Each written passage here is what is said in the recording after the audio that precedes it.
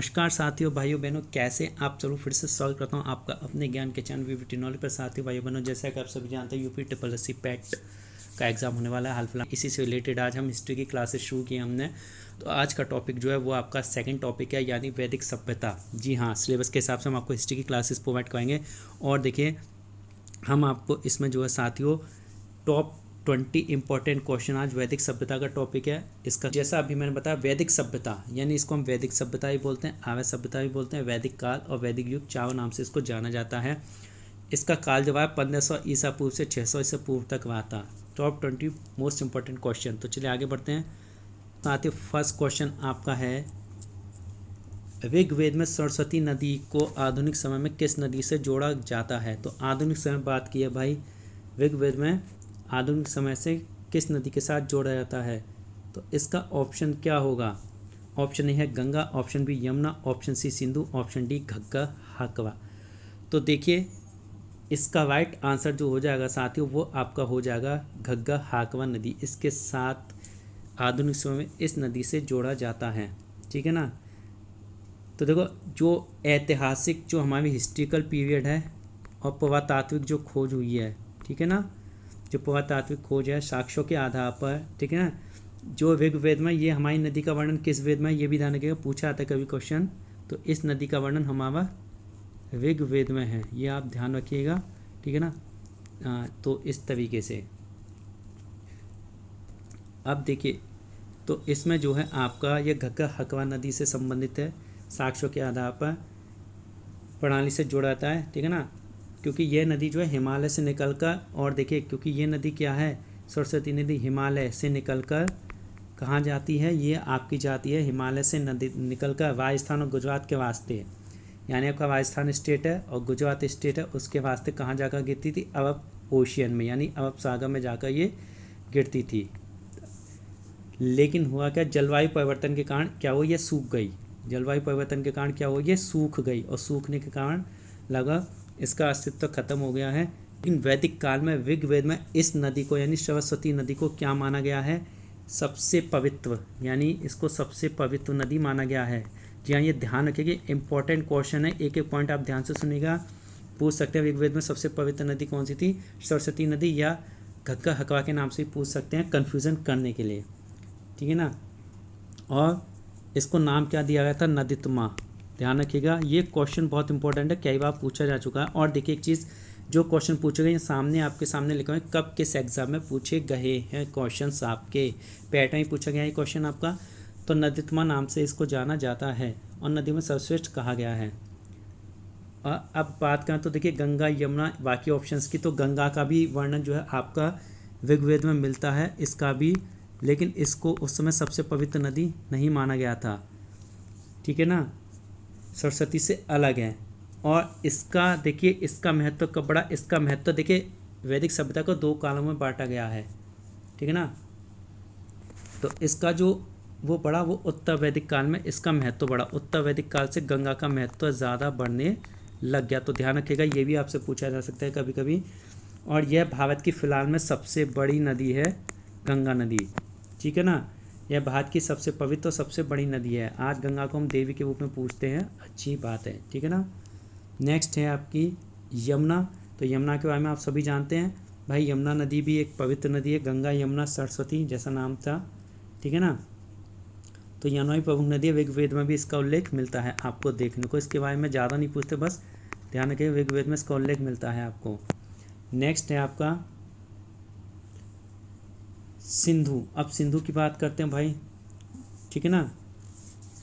ये भी देखिए ऋग्वेद में इन सभी का उल्लेख जो है ऋग्वेद में मिलता है, लेकिन ये भी आपकी क्या है, सब अलग नदी हैं, बिल्कुल सारे चारों अलग हैं, ठीक है ना। तो इस तरीके से जो इंपॉर्टेंट क्वेश्चन था वो मैंने आपको बता दिया। बात करते हैं नेक्स्ट क्वेश्चन की भाई, एक एक आपको हम ऑप्शन भी एक्सप्लेन करेंगे अच्छे से, और उसी में आपका जीके भी कवर हो जाएगा वैदिक सभ्यता से रिलेटेड। गविष्टि शब्द का वैदिक काल में अर्थ क्या था, यूपी ट्रिपल एससी पैट इसमें पूछा गया एग्जाम सीजीएल में। ऑप्शन ए गायों की खोज, ऑप्शन बी यज्ञ, ऑप्शन सी युद्ध, या ऑप्शन डी गुरुकुल। तो देखिए गविष्टि शब्द का वैदिक काल में जो अर्थ था वो था गायों की खोज। जी हाँ, सुने, यानी गायों को सबसे ज़्यादा जो है वैदिक काल में सबसे ज़्यादा इम्पोर्टेंस यानी महत्व दिया जाता था गायों को पूजा यानी महत्व किया जाता था। तो इसका शब्द था गायों की खोज, ठीक है ना। ये यानी गायों की खोजों के लिए यानी गाय की खोज करने के लिए जब भी युद्ध होता था तो इसीलिए बोलते थे, इनके संघर्षों को दिखाता था। यानी गाय की खोज के लिए जो युद्ध होता था उसको भी गविष्टि, ठीक है ना, नाम से जाना जाता था। अब आता है यज्ञ। यज्ञ क्या था? यज्ञ जो है धर्म के रूप में, अनुष्ठान के रूप में बलिदान से संबंधित था।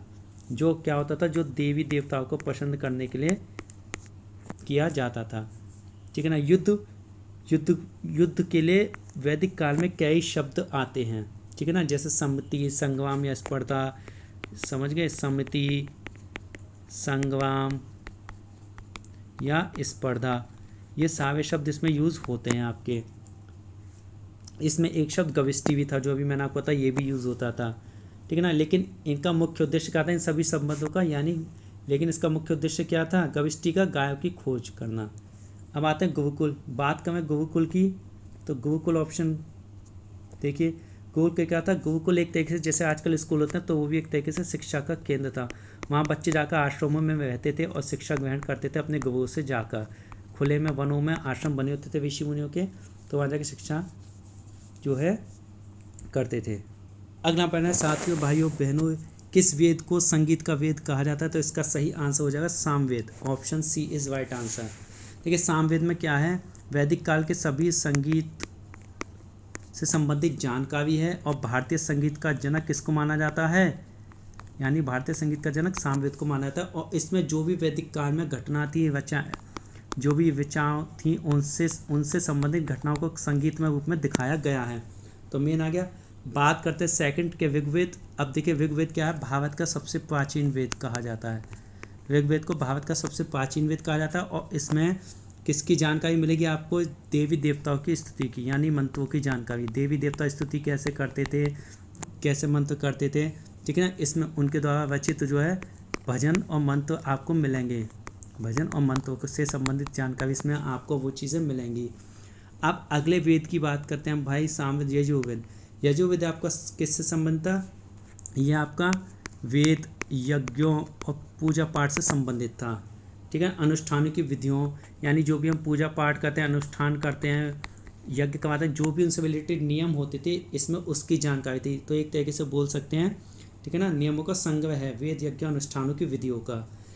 अब आता है लास्ट अथर्ववेद। भाई इसमें किस किस की जानकारी मिलेगी? यह, ठीक है ना, इसमें आपको देखिए जादू टोना, तंत्र मंत्र, रोगों की जानकारी, रोगों के उपचार की जानकारी और उनसे संबंधित औषधि, इन सब की जानकारी आपको इसमें मिलेगी।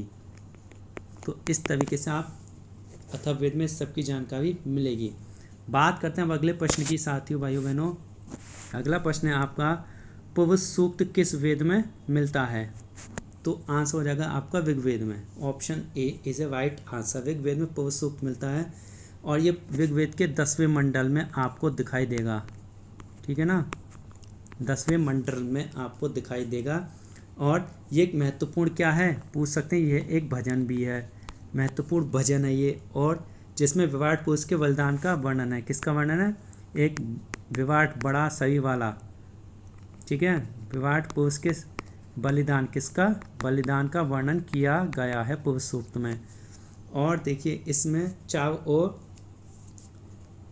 क्या है, और इसमें किसकी जानकारी, यानी पूर्व सूक्त में, यानी चावो जो है वर्णों, ब्राह्मण, आप सभी जानते हैं, ब्राह्मण, क्षत्रिय और आपका जो है वैश्य और शूद्र, इन सभी के बारे में जानकारी आपको दी गई है। अब बात करते हैं नेक्स्ट क्वेश्चन, फिफ्थ। वैदिक काल में वात्य किसे कहा जाता था? इस किसको बोलते थे? तो ये है यानी वैदिक रीति को जो लोग नहीं मानते थे उनको वात्य कहा जाता था। ये क्या थे? बाकी ये सभी जो है वैदिक समाज के अंग थे, यानी वैदिक संस्कार को मानने वाले थे। अगला प्रश्न है आपका, किस वेद में औषधियों और रोगों के उपचार का वर्णन मिलता है आप सभी को? तो ये देखिए साथियों, भाइयों, बहनों, तो इसका उपचार मैंने आपको बताया था, इसका उपचार आपको मिला अथर्ववेद में आपको। अगला प्रश्न है आपका, वैदिक काल में विष किससे कहा जाता था? विष विष किसे कहा जाता था? तो वैदिक काल में विष किसे कहा जाता था? यानी जो जनजाति का नेता होता था उसको विष कहा जाता था, ठीक है ना। ये अब जनजाति होती थी क्या थी? देखिए वैदिक काल में विष यानी जिसका मतलब जनजाति का नेता होता था, ये क्या था? ये एक प्रशासनिक इकाई थी। क्या थी? एक उस समय प्रशासनिक इकाई कहलाता था, उसका नाम था ये, जिसका मुखिया क्या होता था? विषपति कहलाता था। इसका जो मुखिया होता था वो आपको क्या कहलाता था? विषपति कहलाता था। विषपति कहलाने के साथ साथ, ठीक है ना, ये क्या होती थी? यह गांव की इकाई से बड़ी होती थी, यानी पंचायत उससे तो बड़ी होती थी। जैसे आजकल पंचायत होती ना, तो उसकी इकाई से बड़ी, और कबीले या वास्ट की इकाई से छोटी होती थी ये, ठीक है ना, उसकी इकाई से छोटी होती थी। अब बात करते हैं किसान, पुरोहित और राजाओं की, BCD ऑप्शन की, ठीक है ना। ये सभी क्या थे? ये सभी विश के सदस्य थे, मेंबर थे, एक तरीके से जैसे हम किसी मैनेजमेंट टीम के मेंबर बन जाते हैं उसी तरीके से, ठीक ना। तो विश क्या था? एक कहा जाए एक टॉपिक प्रशासनिक इकाई थी ये, इस तरीके से अगर सही मायनों में निकाले प्रशासनिक इकाई थी, ठीक है ना। यह किसी व्यक्ति का नाम, किसी संस्था का नाम नहीं था। अगले प्रश्न की बात करें अब हम, अश्वमेध यज्ञ किससे संबंधित है? तो ये आप सभी जानते हैं, घोड़े की बलि से संबंधित है। पुराने ज़माने में होता क्या था?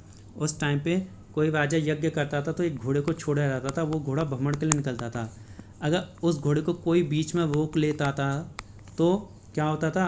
रोकने वाले को, जो राजा यज्ञ कर रहा उस राजा से युद्ध करना पड़ता था, या तो वो उसकी अधीनता स्वीकार कर ले, नहीं तो उससे युद्ध करे। तो अश्वमेध यज्ञ में घोड़े की बलि से संबंधित है आपका। यह राजा अपनी संप्रभुता अपना राज्य के लिए करते थे, यानी अपनी वो बात उसके लिए कि अपना सत्ता स्थापित करने के लिए, इस तरीके से। बाकी किसी से इसका कोई संबंध नहीं है। नवा प्रश्न है, ऋग्वेद में दस्यु शब्द किसके लिए यूज़ किया गया? दस्यु, ठीक है ना। तो ऑप्शन आपका हो जाएगा B, अनार्य लोग। दस्यु शब्द का मतलब होता अनार्य लोग, ठीक है ना। अब इसका मतलब क्या है? ये होते थे जो वैदिक सभ्यता के विरोध में खड़े रहते थे, यानी उनके नियमों का पालन नहीं करते थे। किसके? वैदिक काल की सभ्यता के नियमों का पालन नहीं मानते थे, नहीं करते थे, तो उनका विरोध करने वालों को अनार्य लोग या दस्यु शब्द संज्ञा दी गई थी, ठीक है ना। कहीं कहीं इसका अर्थ आपको पूछ सकता है एग्जाम में, डाकू भी दे सकते हैं, तो डाकू भी होता है एक तरीके से। डाकू वैसे ही लूट खसुट वाला डाकू, मतलब विरोध करना उस चीज़ का, ठीक है ना। और या शत्रु भी इसको कहा जाता है, इस तरीके से कहीं कहीं। वो बाकी सब जो है वैदिक काल के अंगी थे ये लोग, ठीक है ना। अगला प्रश्न है, 10वां प्रश्न आप लोग के सामने आ गया। वैदिक देवता इंद्र को किस रूप में पूजा जाता था? तो देखिए वर्षा और युद्ध के देवता के रूप में। इसका राइट आंसर आपका B ऑप्शन हो जाएगा कि वैदिक सभ्यता में इंद्र को वर्षा और युद्ध के देवता के रूप में पूजा जाता था, ठीक है ना। इस देखिए ऋग्वेद में जो है, ऋग्वेद जो है आपका, उसमें जो है इंद्र को बहुत इम्पोर्टेंट देवता माना गया है, इम्पोर्टेंस दी गई है, और उसको पवंदर नाम से भी उसमें जानते थे। इंद्र भगवान को पवंदर नाम की संज्ञा दी गई थी। ये क्वेश्चन बहुत पूछा जाता है, इसको याद रखिएगा, ठीक है ना।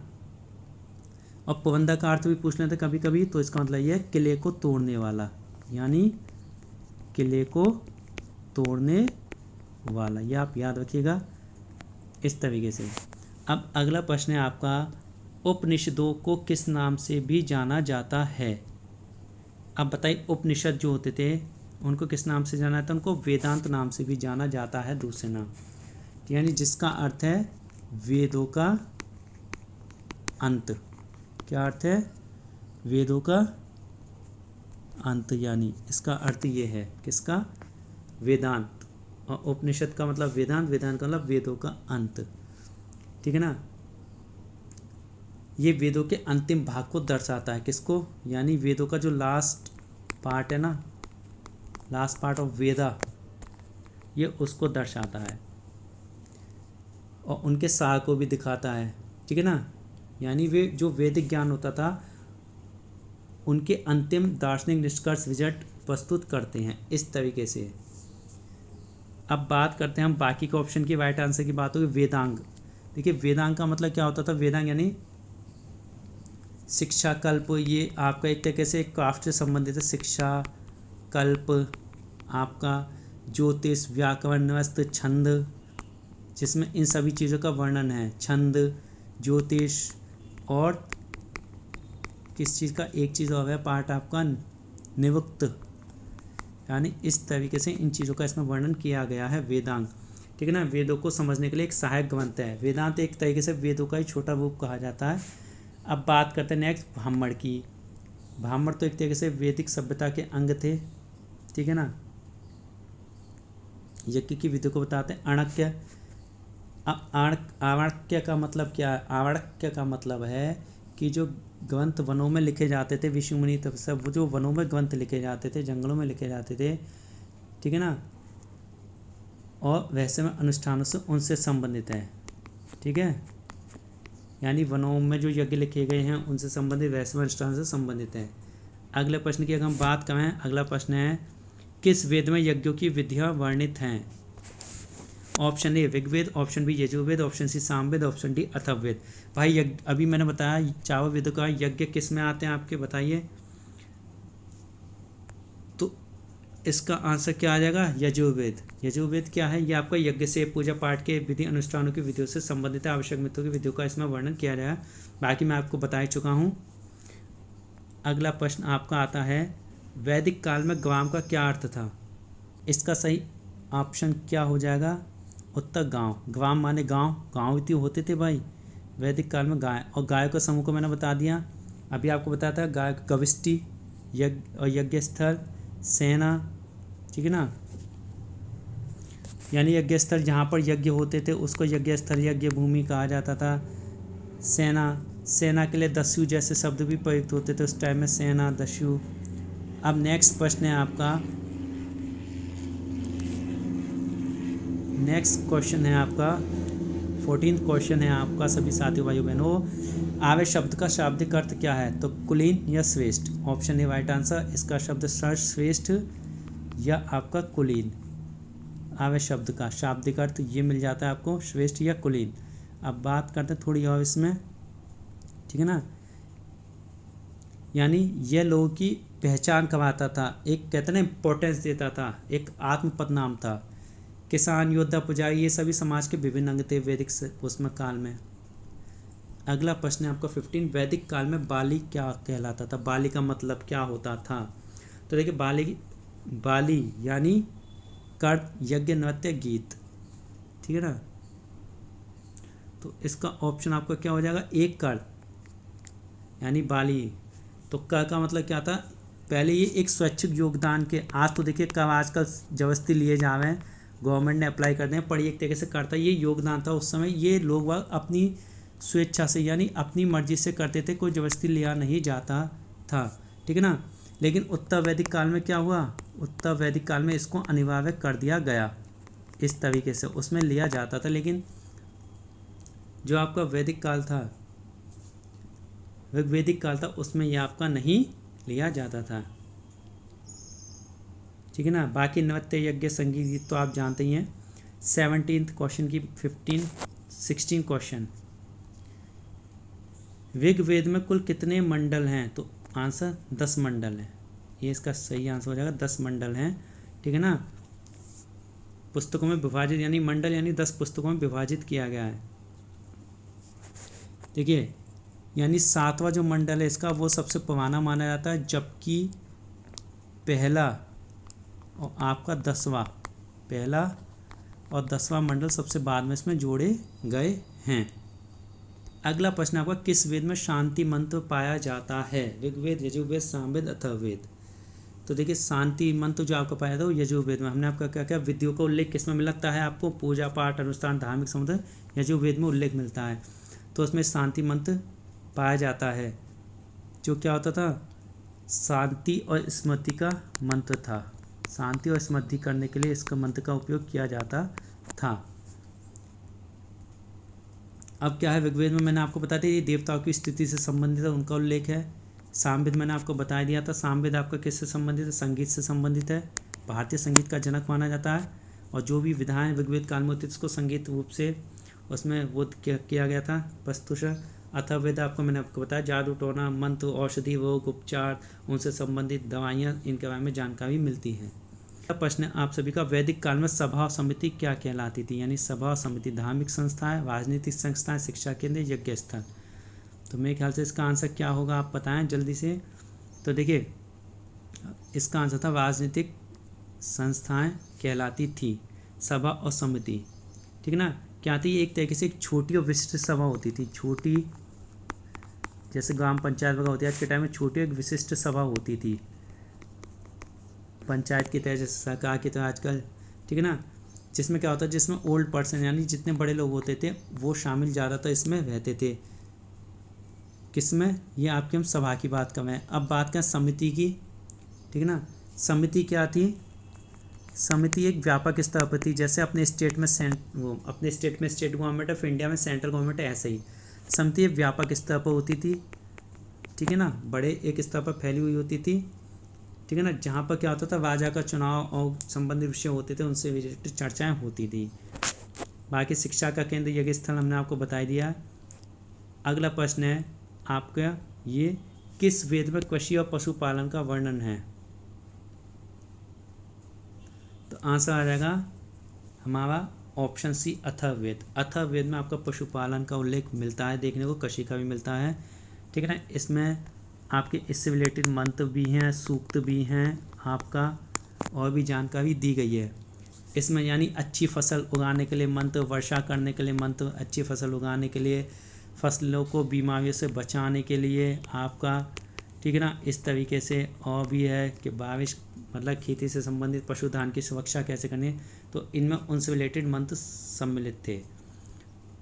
तो इस तरीके से बाकी मैंने आपको बता दिया साथियों।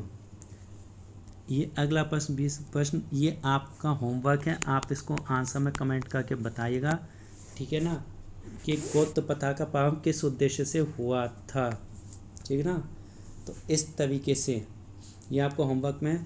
तो आज मैंने आपको वैदिक सभ्यता से related top 20 most important questions बताए हैं। वीडियो यही ख़त्म करते हैं। बाकी वीडियो कैसे लगी आपसे ये कहते हैं, वीडियो पसंद आए लाइक कीजिए, ज़्यादा से शेयर कीजिए, चैनल को सब्सक्राइब कीजिए, टेलीग्राम चैनल को भी ज्वाइन कर लीजिए। बाकी नेक्स्ट वीडियो में जल्दी लाऊंगा, तब तक के लिए आप सभी का दिन शुभ हो। नमस्कार।